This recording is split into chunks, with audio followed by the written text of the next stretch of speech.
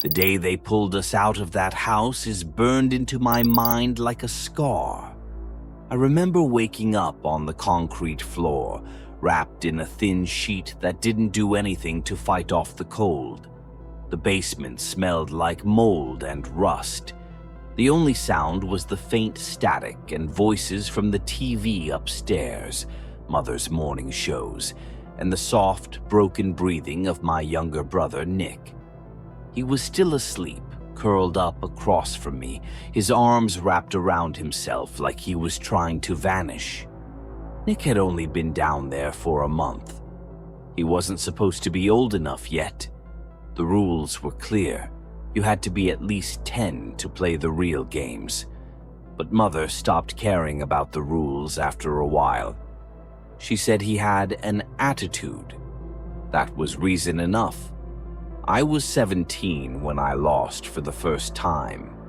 Not just a little loss, a full, all-in defeat on the risk round of the wheel. My punishment was 10 months in isolation, with 1 spin a day for survival supplies. Sometimes I won food, sometimes I didn't. That was almost a year ago. I've been underground ever since. The day everything changed started just like all the others. Sitting in the dark, listening to voices that didn't belong to anyone I could see. Thinking. Counting the faint shifts in light through the old basement vent. Waiting for the next time the door would creak open and the wheel would roll in. That's how we lived, by the wheel. The games were everything. Mother loved game shows, obsessed over them. We used to joke about it when we were younger. How we weren't allowed to talk during her shows. How she'd snap if we made noise during a spin on the TV. It wasn't funny anymore when she turned the house into a living version of those shows. It started with chores, a reward board. Clean the kitchen, get dessert, fold the laundry, get screen time. Seemed innocent at first, but by the time I was 14, the games had evolved. The discipline wheel came next, a clunky handmade wooden thing she kept in the hallway, punishments on every wedge. The first time I spun it, I was 13 and I forgot to say thank you after dinner. My prize was 2 days without meals. Some punishments were minor. Write sentences, do Dvesto jumping jacks. Others were darker. 1 night in the attic. 3 days of silence. No bathroom privileges. The older we got, the more brutal the wedges became. Nick was spared at first. He was too young to spin. That rule saved him a few years. Savannah wasn't so lucky. She was my sister, a year older, brave, louder than me, always challenging Mother when no one else would. She was the one who started calling it the isolation game. Said it was all rigged anyway. She lost her patience right around the time physical punishment got added to the wheel. I think it broke something in her when she had to drag herself to school the day after getting locked outside overnight. Mother called it discipline by exposure. Savannah called it abuse. Loudly. Her punishment for that outburst. She landed on a wedge labeled removal. We didn't know what that meant. She thought it was some kind of joke. But that night, Mother took her outside after dinner.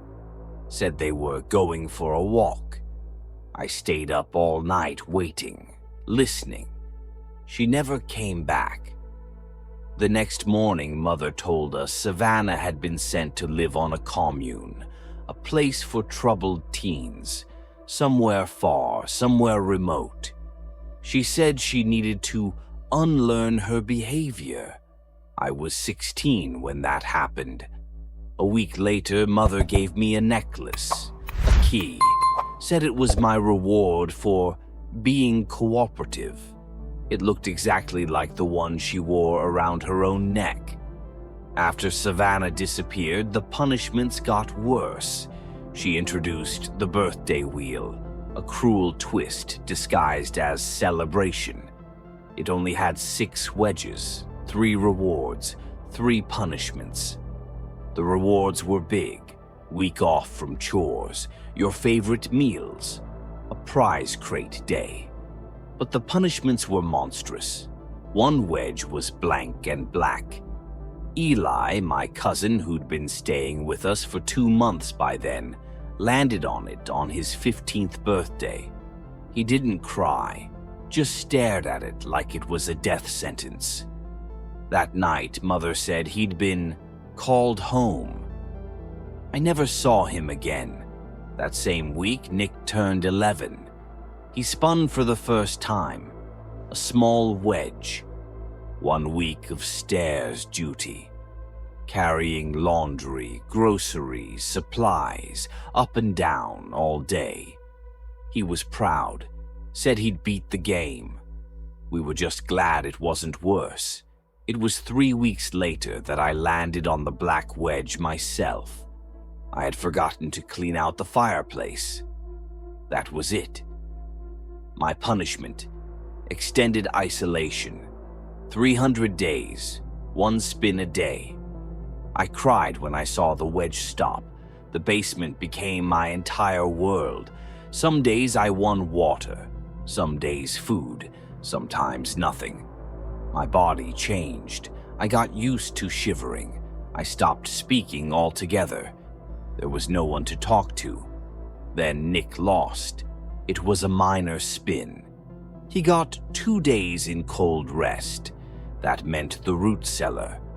But when he cried, screamed, and begged for a respin, Mother got angry, said he had an attitude again, said she was upgrading his punishment. She brought him down to the basement with me that night. I was shocked to see him, shivering, barefoot, scared. I gave him my blanket. I told him to stay quiet.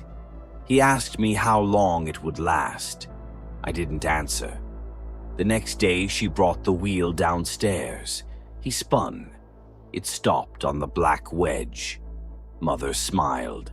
She left, came back with a box, a key, and a flashlight. She handed me a second key on another necklace and led Nick upstairs. I didn't see him again. That was the last time I saw anyone from my family. Hours passed, then knocking, loud, repeated. Not the kind of knock Mother would make. I waited, frozen, then the voice. "Police! Open the door!" I screamed. I didn't care if it was a trick. I screamed until my throat ached, until I could hear the basement door forced open and footsteps thundered down the stairs. I was pulled up into the light. I sobbed. They told me later that someone had seen a boy sprinting through a grocery store parking lot. Said a woman chased after him and dragged him into a car. The person wrote down the license plate. That report saved my life. Mother had never returned to the house. She vanished, but they found the boxes. 2 buried near the edge of the woods, locked tight. Inside were Nick and Eli, buried alive, suffocated. The keys to both trunks had been around my neck. I was too late to save them. They told me Savannah's trunk was never found. Maybe she was sent somewhere else. Maybe not. No one knows. Mother is still missing. Every day since, I live with the knowledge that I was wearing the keys to their coffins, that while I sat in the dark, wondering when I'd eat next, my siblings were already buried beneath the earth, and I had the tools to save them hanging around my neck. I don't sleep much anymore. The games are over, but the silence they left behind never ends.